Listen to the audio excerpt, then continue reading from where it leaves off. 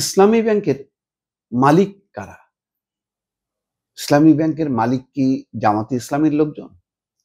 নাকি সাধারণভাবে অন্য ব্যাংকের ক্ষেত্রে যেমন দেখা যায় যে ব্যবসায়ী, শিল্পপতি, ধনপতি তারা?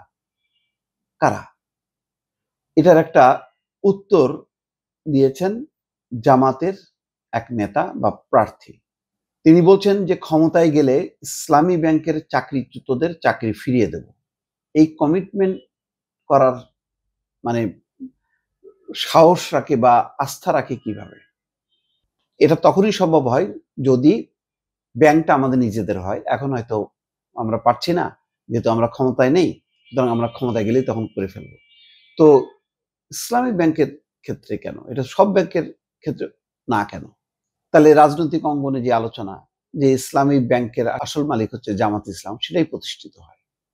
ইবনে সিনা, ইসলামী ব্যাংক, তাদের নাম ধরে ধরে বিএনপির একটি প্রতিনিধি দল নির্বাচন কমিশনে বলেছে যে তাদেরকে নির্বাচনী দায়িত্ব দেয়া যাবে না। তো তার প্রতিবাদ করেছে জামাত ইসলাম। তো এখন এই কথা যখন আসে যে ক্ষমতায় গেলে ইসলামী ব্যাংকের চাকরিচ্যুতদের চাকরি ফিরিয়ে দেব, এই অথরিটি কিভাবে আসে? সেইভাবেই আসে যখন নাকি মানে সত্যি এটা নিজেদের হয় তখন। তো এই ইন্টারেস্টিং একটা শিরোনাম বা খবর, যেটা প্রথম আলোর আনোয়ারা প্রতিনিধি চট্টগ্রাম থেকে লিখেছেন যে জামাতে ইসলামী সরকার গঠন করলে চট্টগ্রামের বাঁশখালীতে ইসলামী ব্যাংক থেকে চাকরিচ্যুত কর্মকর্তা কর্মচারীদের বকেয়া বেতন ভাতা সহ চাকরি ফিরিয়ে দেওয়া হবে। এটা জামাত ইসলামীর জহিরুল ইসলাম বলছেন। তিনি চট্টগ্রাম ১৬ বাঁশখালী আসনের জামাতের প্রার্থী এবং চট্টগ্রাম দক্ষিণ জেলা জামাতের অ্যাসিস্ট্যান্ট সেক্রেটারি। তার মানে তিনি নেতা জামাতের। শুক্রবার বিকেলে বাঁশখালীর শিলকুপ ইউনিয়নের এক মতবিনিময় সভায় এই মন্তব্য করেন। বাঁশখালী উপজেলা ইসলামী ব্যাংক থেকে চাকরিচ্যুত কর্মকর্তাদের সঙ্গে মতবিনিময় শুরু হয়েছিল। এখন দেখেন ২ মিনিট ৫ সেকেন্ডের একটা ভিডিও সামাজিক যোগাযোগ মাধ্যমে ছড়িয়ে পড়ে। সেখানে তিনি বলেছেন যে কিছু ব্যাংকার ইসলামী ব্যাংকে কলঙ্কিত করার জন্য ষড়যন্ত্র করছে।